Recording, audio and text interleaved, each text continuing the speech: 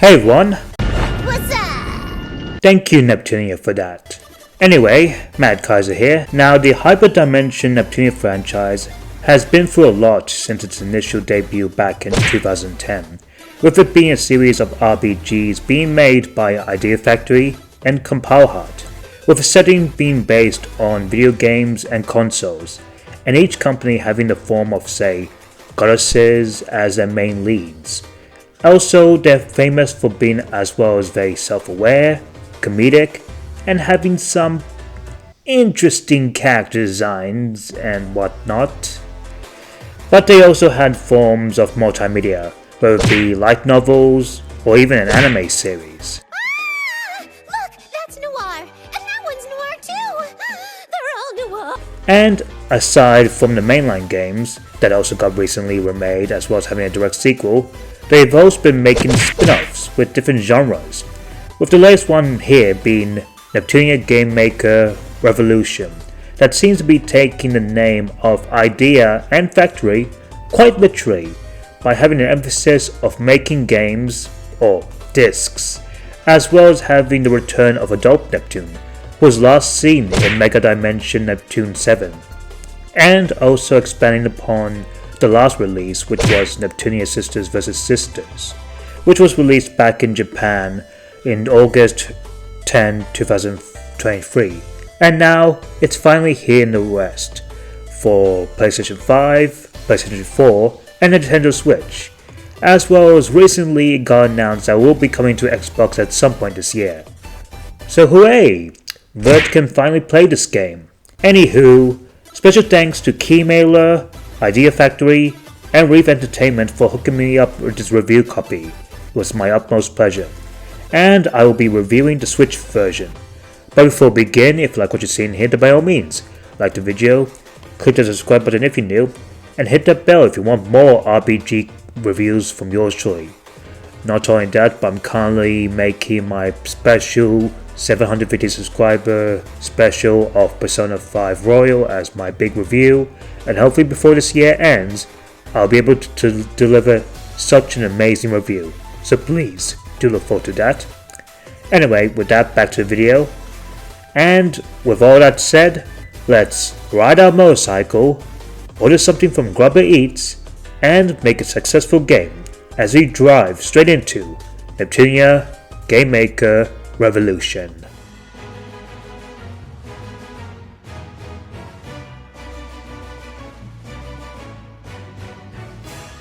So our story begins when our beloved hero, adult Neptune from another dimension, appears in an alternate gaming industry. Yes, that is the actual name of this world. Now this one is being ruled by game makers who engage in wars for both shares and supremacy. And then she later meets three goddesses who are considered to be failures, aka failed game makers that lost in the race to win market share of game sales, and after that they were discarded. Starting off with a little though sometimes overconfident and short-tempered girl, Pippi. Then we have Ridio, a white-haired scientist who's a bit of an airhead, and of course Jaga, a girl with leopard ears who totally doesn't remind you of someone else, right? And she's an analyst that's obsessed with abbreviations and numbers.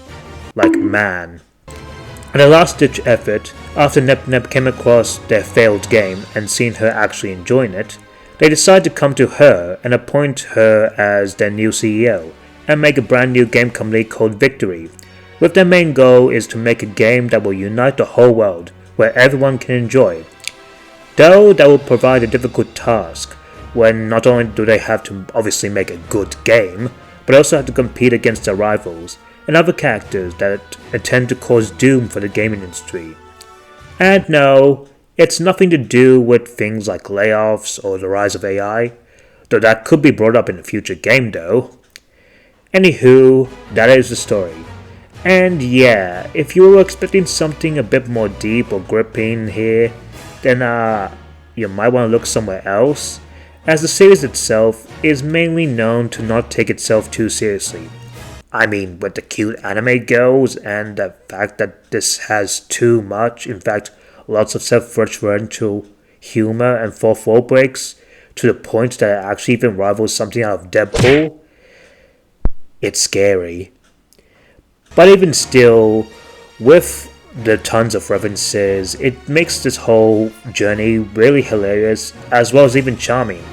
And really, you're in it more for the characters and their tropes, with each of them being absolutely likable with their personalities, and some of them even actually have character moments, and all of them are very well performed, with Melissa Phan reprising her role as both Adult Neptune as well as regular Neptune. You made her cry! Are you sure your name is Saturn? I'm pretty sure it's actually Satan! That's uncalled for. What was I saying again?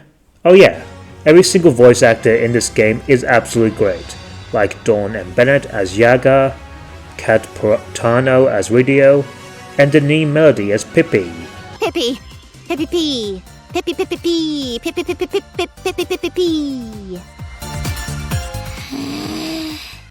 And obviously that this game is, well... Hey!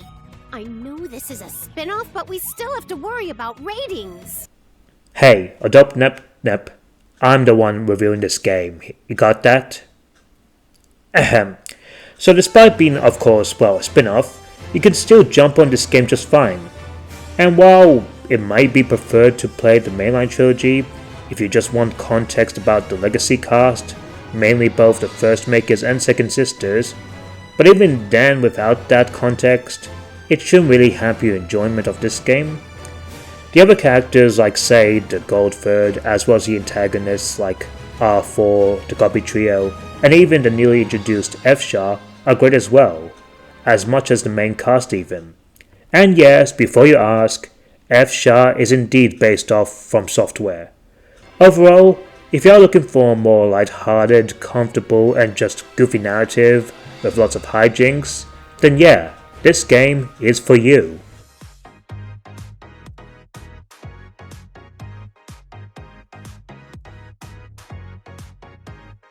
Now when it comes to the visuals, this game is... alright, let's actually start with the good stuff first. Now for main cutscenes, the series itself uses, well, a visual novel style of cutscenes with semi-animated characters, with obviously having, occasional still images of characters. And clearly, as you can see, it's very evident here in this new one. And for what it is, I don't actually mind it, and honestly, I think it's quite charming, as each character shows a variety of expressions, with lots of over-the-top anime reactions, which honestly makes itself very entertaining and fun to watch. The character designs themselves are also great for what they are. And no, I am not referring to what you think I'm referring to. The opening animation also looks absolutely amazing, and I just love the overall aesthetic of both the menus and the victory building itself when you're developing those games. However, when it comes to in-game graphics, even on the Switch, it's kinda rough. Buddy. Now, I'm aware that these games don't have a big budget, and obviously I wasn't in the mindset that this game will be like both a graphical or artistic masterpiece, and while from what I see the PlayStation versions are a little bit more detailed, there's nothing entirely visually interesting here, especially when lots of these environments are just fairly generic. Not to help the fact that most of the dungeons that you see here just look absolutely, well, copy and pasted, with just visual repeats, with some of them even having both a day one as well as a night one, which is more like a setting on your iPhone, YouTube, or Twitter having a dark mode. The only ones that look fairly interesting are the ones that have purple caves, or these virtual looking buildings or company buildings. And not only that, but another thing is the performance mode. As well, this game runs okay at 30 FPS, though you can see that it does drop a few frames even in exploration at a bit. But it's where it's most notable, especially during the combat, especially when you fire heavy special moves doing link combos. And Now, it's important that we discuss an emergency situation. yeah, another thing that this game is that it's not really stable. And no, it's not like say Pokemon and Scarlet and Violet unstable, but still sadly it can crash. Especially during one specific dungeon, and that one is where you reach the end of chapter 4, where it constantly crashes randomly, whether you land or take a while, and it just happened to have one of the most unbearable puzzles I've ever seen in my entire life. And no, you cannot even save in dungeons except for maybe say a manual save point or the occasional autosave doing against bosses. It's absolutely unbearable, and while I'm unsure if it crashes on the PS4 and PS5, but for the Switch, it is unacceptable condition. So Idea Factory, Compile Heart, and Reefatainment, please patch this issue. Aside from that, especially for those who are getting on the Switch day one, that is your warning right there. Overall, the visuals are a mixed bag. When it comes to the visual novel cutscenes, it's nice and solid. But when it comes to the actual in-game graphics, yeah, it's subpar at best, especially for the Switch.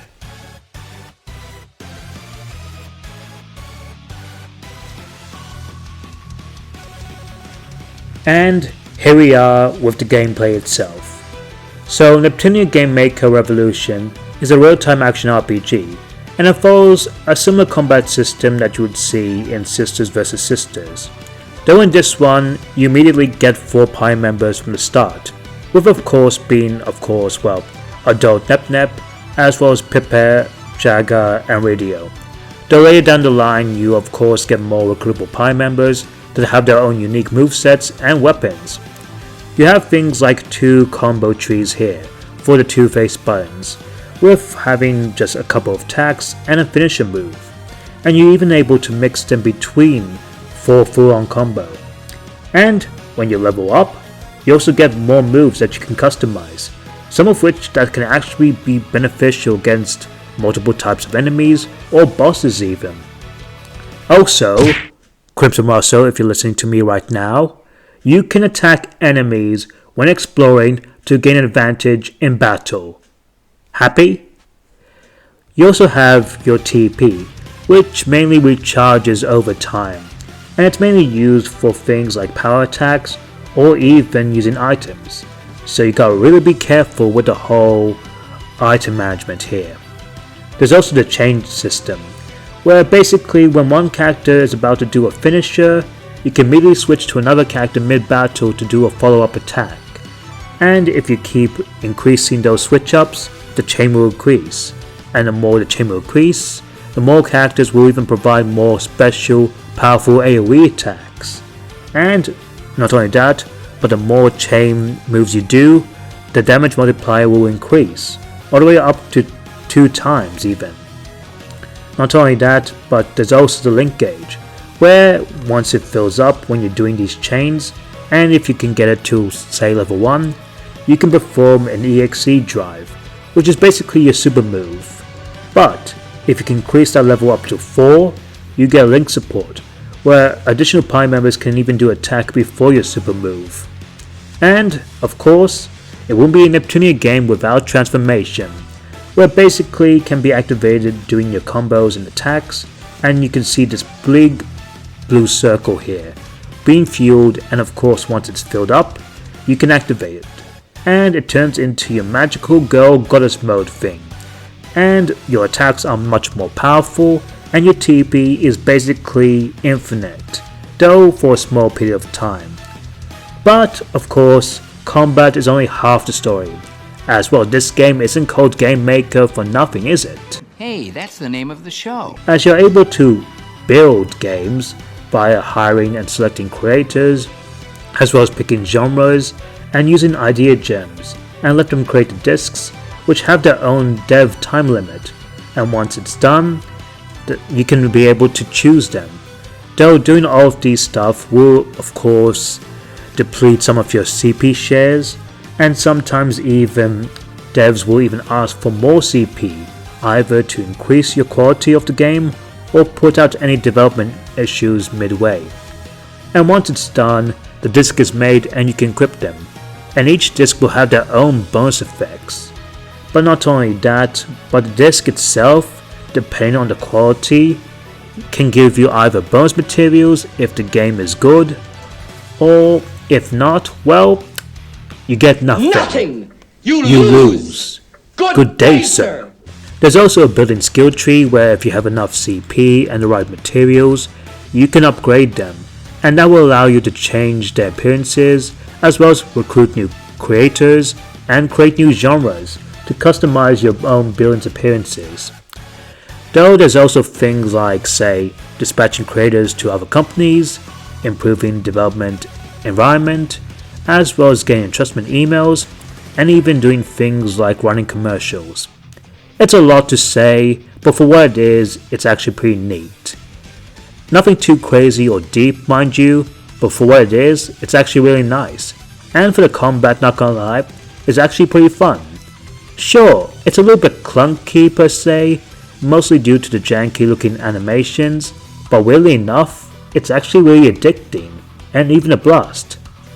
That being said, it's not without its issues, mainly due to being unable to cancel combos, as if you are in the middle of attack, well, you can't really cancel that combo, especially when the only two, protectual options, the only ones to reflect, really is just to either guard or sidestep, the form of which can actually reduce damage, and the other one, well, of course, being sort of a dodge.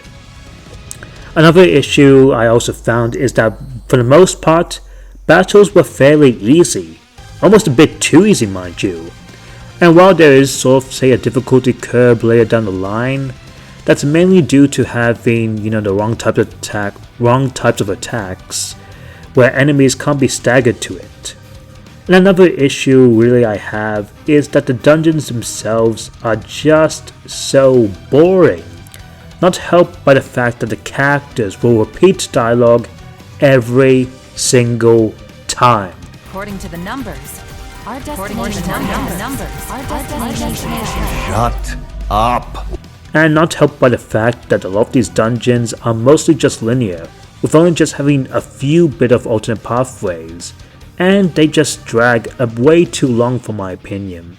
And occasionally, some of them will have puzzles, but these either range from either okay at best or terrible at worst.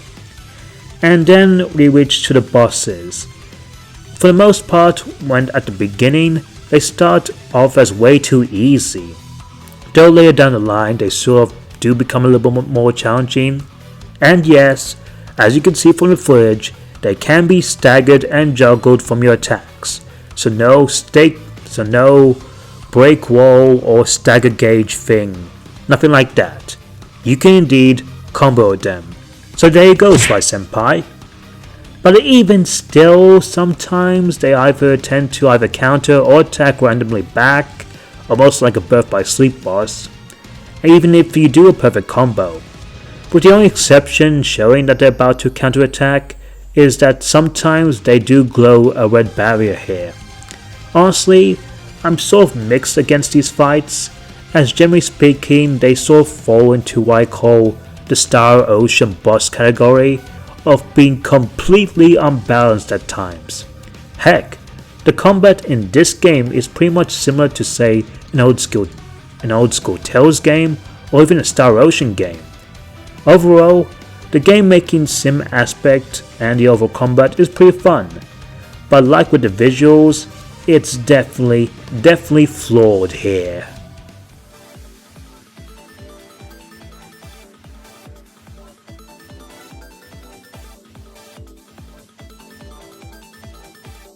However, what isn't flawed is the music, as the soundtrack itself is overall pretty nice, with some nice techno beats here as well as some ethereal orchestral soundtracks. The opening itself is again awesome, as well as having both the dungeon themes, battle themes and boss music here that are honestly just slap so hard.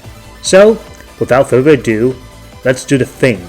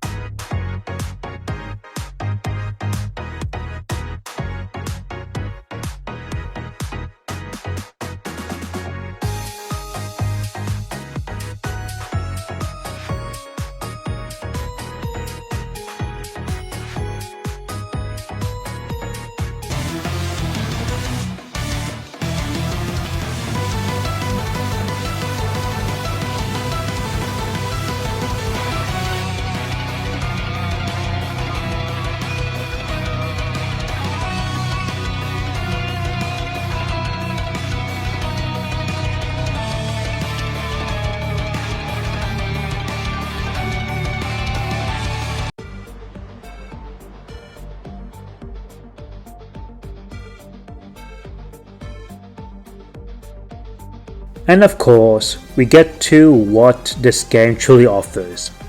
Now outside of the main story, there's mini games here which involves Nep riding a motorcycle while playing card games. Card games are motorcycles! Nah, but can you imagine though?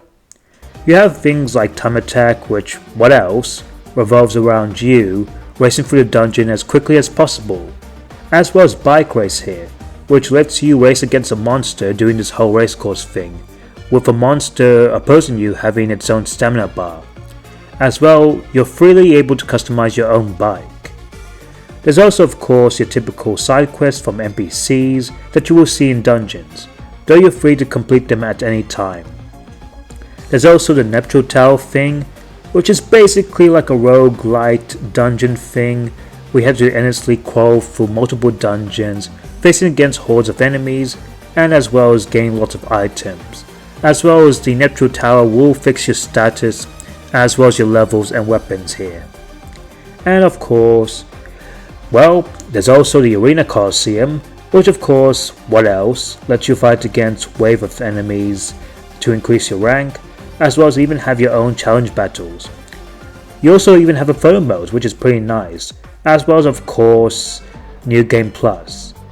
Overall, this game took me around 35 hours, which for what it is pretty solid for fair.